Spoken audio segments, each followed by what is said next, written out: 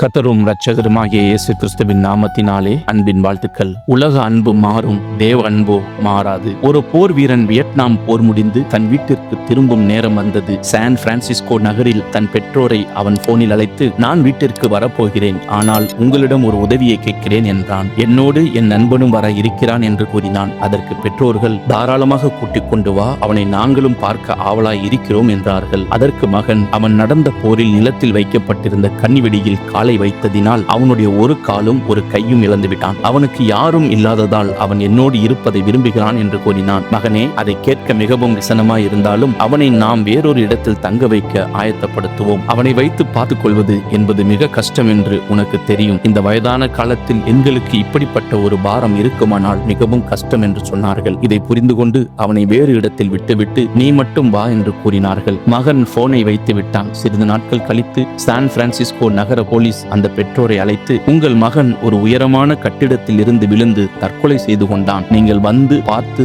அது உங்கள் மகன்தானா என்று உறுதி செய்யுங்கள் என்று கூறினார்கள். உடனே பதபதைத்து பெற்றோர் போய் பார்த்தபோது அது அவர்களின் மகன்தான் என்று தெரிந்தது. அப்போது அவர்களுக்கு தெரியாத ஒரு காரியம் இருந்தது. அவனுக்கு ஒரு கையும் காலும் இல்லாமல் இருந்தது. பிரியமானவர்களே, நம்மில் அநேகரும் அப்படித்தான் இருக்கிறோம். நம்மை போல எல்லாவற்றையும் உடையவர்களாகவும் அழகாயும் அறிவாயும் இருந்தால் அவர்களோடு பழக துடிக்கிறோம், பழகுகிறோம். ஆனால் நம்மை விட அழுக்காயும் உடல் ஊனமுற்றவர்களாக இருந்தால் அவர்களை நாம் தவிர்க்கவே விரும்புகிறோம். மேலே சொல்லப்பட்ட கதையில் அந்த பெற்றோர் தங்கள் பிள்ளைதான் ஊனமடைந்திருக்கிறான் என்று தெரிந்திருந்தால் நிச்சயமாக வீட்டிற்கு அழைத்து அவனை பராமரித்திருப்பார்கள். ஆனால் வேறு யாரோ என்று நினைத்து அவனுக்காக நான் ஏன் இதை செய்ய வேண்டும் என்று நினைத்ததினாலேயே அவர்கள் தங்கள் சொந்த மகனையை இழக்க வேண்டியதானது. நாம் எத்தனை பேர் இப்படிப்பட்டவர்களாய் இருக்கிறோம்? நம்மால் உதவி செய்ய முடியவில்லை என்றாலும் அவர்களுக்கு ஏதாவது ஒரு வழியை செய்ய நாம் ஆயத்தமாவோம், செபிப்போம், தேவனுக்குள் இன்னும் ஊன்ற கட்டப்படுவோம். கர்த்தர் தாமே உங்களை ஆசீர்வதிப்பாராக. கர்த்தர் நாமம் மகிமைப்படுவதாக. ஆமென்.